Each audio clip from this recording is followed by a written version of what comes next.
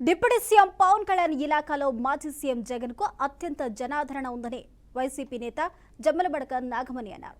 మహిళలు స్వచ్ఛందంగా తరలివచ్చి మంగళహారతులు ఇచ్చారని అన్నారు. అది చూస్తే ఆయనకు మహిళలు ఎంత ఆదరణ ఇస్తున్నారో తెలుస్తుంది అన్నారు.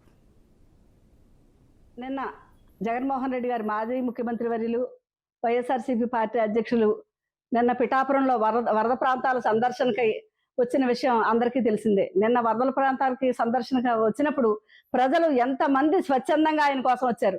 స్వచ్ఛందంగా అందులో పవన్ కళ్యాణ్ గారు అత్యధిక మెజార్టీతో నెగ్గారు, అక్కడ ఎవరిని రానివ్వరు, ఇంకెవరిని చూడరు అన్నట్టు మాట్లాడారు. అలాంటి పరిస్థితుల్లో వాళ్ళ కష్టాలన్నీ చెప్పుకోవడానికి ప్రజలు ఎంత ఎత్తున వచ్చారంటే, నిజ హెలికాప్టర్ దగ్గరికి వచ్చి జగన్ గారిని కలవాలని మా నాయకులు అందరూ ప్రయత్నిస్తే కనీసం ఆ ప్రజలను దాటుకుని మేము వెళ్ళే పరిస్థితి లేకపోయింది.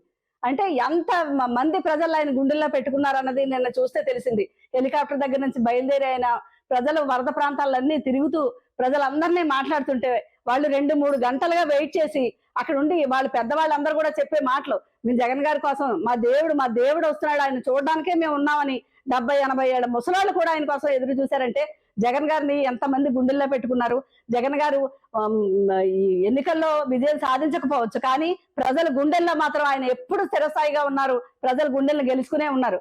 అలాంటి విషయంలో వరదల విషయంలోకి వస్తే రైతులు ఎంత నష్టపోయారు. ప్రతి వరద ప్రాంతాన్ని ఆయన చూసుకుంటూ పిఠాపురంలో నీట మునిగిపోయిన పంట ప్రాంతాలన్నీ కూడా చూసి మాట్లాడినప్పుడు రైతులు ఎంత నష్టపోయారు. వాళ్ళు గగ్గోలు పెడుతున్నారు. వాళ్ళు ఒకటే మాట చెప్తున్నారు, మాకు ఇన్సూరెన్స్ కావాలి, మా డబ్బులు మాకు రావాలి, మా నష్టపరిహారం ఇవ్వాలని. నష్టపరిహారం ఇవ్వడానికి ప్రభుత్వం క్రాప్ ఇన్సూరెన్స్ చేయించలేదు. గత 5 ఏళ్లుగా జగన్ గారి ప్రభుత్వంలో ఈ ఇన్సూరెన్స్ చేయించేవాళ్ళు. ఉచిత ఇన్సూరెన్స్ చేయించడం వల్ల ఎప్పుడు కూడా రైతులకు ఇబ్బంది లేకుండా, పంట నష్టం లేకుండా వాళ్ళకి ఏదొచ్చినా సరే ఆదుకోవడానికి ఒక అవకాశం ఉండేది. వీళ్ళు ఇక్కడ ఇన్సూరెన్స్ చేయకపోవడంతో ఇప్పుడు చాలా ఇబ్బంది పడుతున్నారు. ఇప్పుడు ఆ ఇన్సూరెన్స్ చేయకపోవడం మూలంగా రైతులు నష్టపోతున్నారు. ఆ రైతులకి ఆ నష్టాన్ని ఎవరు పూడుస్తారు?